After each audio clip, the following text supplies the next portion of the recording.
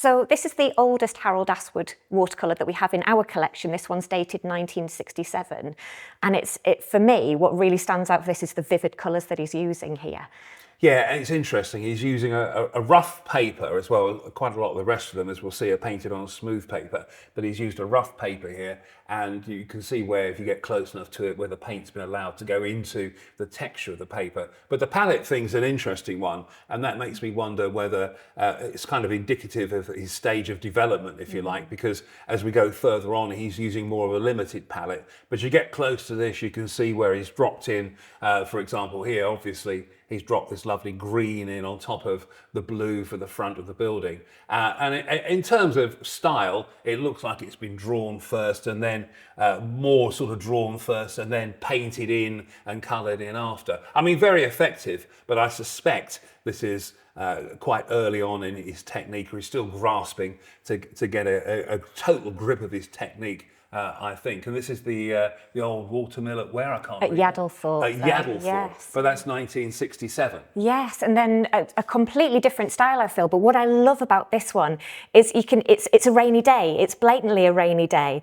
and I love the way that image is conjured up by the wash that he's used there. And more of a limited palette. There are slight exceptions to that, and there is this green again here, which I think he's probably fond of, and there's also this kind of pale orange that comes in again. It's not quite a terracotta, but that kind of idea. But yeah, you're right. The sky's been treated very differently. It's a lovely wash that kind of runs down the paper, and the use of the washes here, where he's dropped colours in again on top of a wet wash, so very much wet in wet to help create this sense of a rainy day and something that's, again, quite atmospheric. There's no real definite sense of light about that. It's really a painting about the place and the atmosphere of the place. And your eye's really drawn towards this sort of detail here. Everything else is sort of a little bit less detailed, but then we've got, he's penciled the clock, but he's not finished the clock. It's bizarre, isn't it? But yeah, actually, with all paintings, if you want the eye to go to a specific place,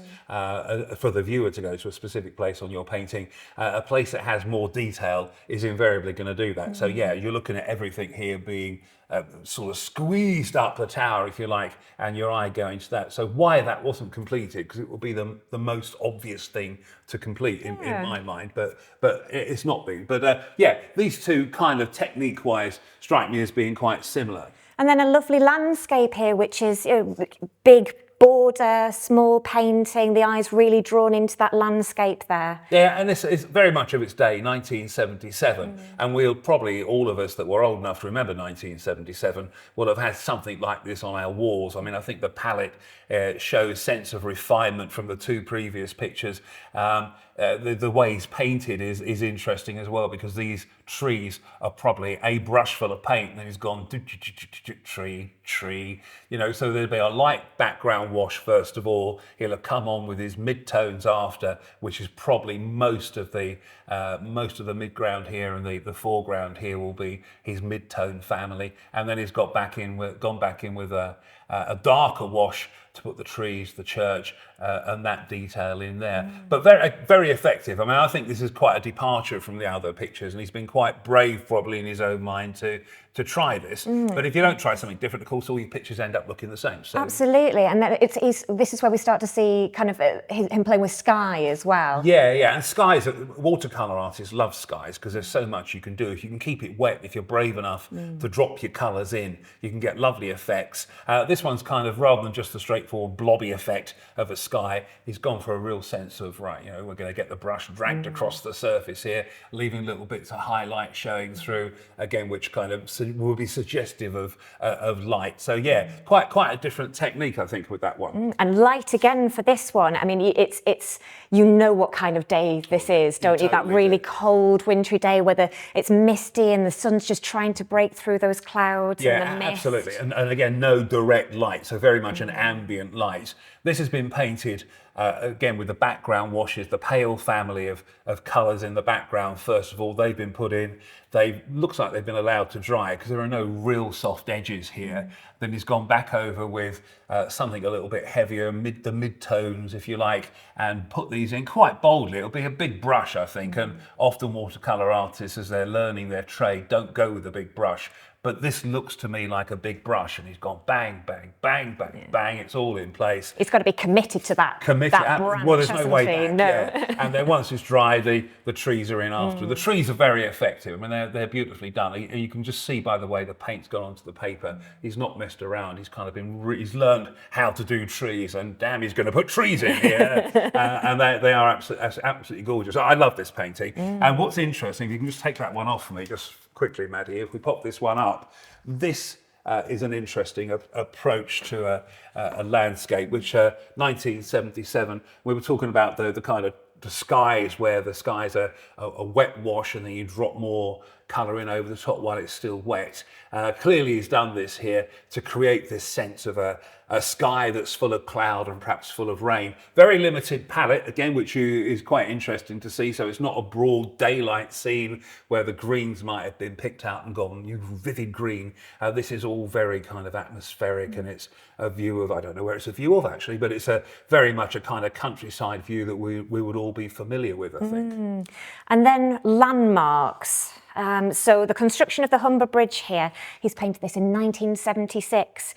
So capturing a key moment within our area. Yeah, interesting, because these days, if this was being built these days, you would go out with a camera, I'd go out with a camera, I've got on my phone, and we'd go click, click, click, and we'd go home, and as painters, we would manipulate those images perhaps and paint the image from that. He's either painted this in situ or he's done a lot of sketches and gone back to his studio and worked from those reference sketches. But lovely, again, atmosphere, no great sense of light. We're not seeing any heavy shadows on the side of the bridge structure as it's being constructed there. So it is an atmospheric day. Same again with the sky. He's put in some washes. He's dropped colours in over the top and allowed them to run down.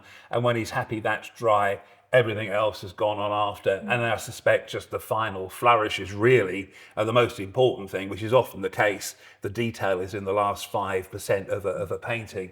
He's popped those in after. But yeah, but artists will do that. If you can grab that one there for me. Artists will celebrate local places. You know, that's something we all do. And here's one of the steelworks. We think this was either a commission or he'd painted this and then it was bought by the steelworks for a presentation. But a very complicated scene. It's a scene he's very familiar with as an artist, just because there's so much there, and he's had to edit as he goes along. If he doesn't edit, the picture becomes incredibly confusing. So he's made a real effort to put the bits in that we'll recognise and the bits that are relevant, and to make it work as an entire painting. If I can take you to this one though, this I think is a real sign that he's mastered his art. If you look at it, the scene is a different scene. It's not countryside, it's not cityscape, it's not townscape, it's obviously a seascape. But the handling of the washes, this beautiful ultramarine that's been allowed to just to settle into the paper as he's painted it. You know, he's done that first. He knows how to handle the tones of the water. Some beautiful greens running through here. And that's before we start talking about the lovely effect of the wave and the beautiful rendering of the seagulls here, which isn't overly complicated. Worthy of note, of course, is the use of body colour on the waves here. So he's either put his waves in or he's worked on a tinted paper, but then he's gone back in just to highlight here and there with these beautiful splashes of white. But by this point, he's an artist that knows exactly what he's doing.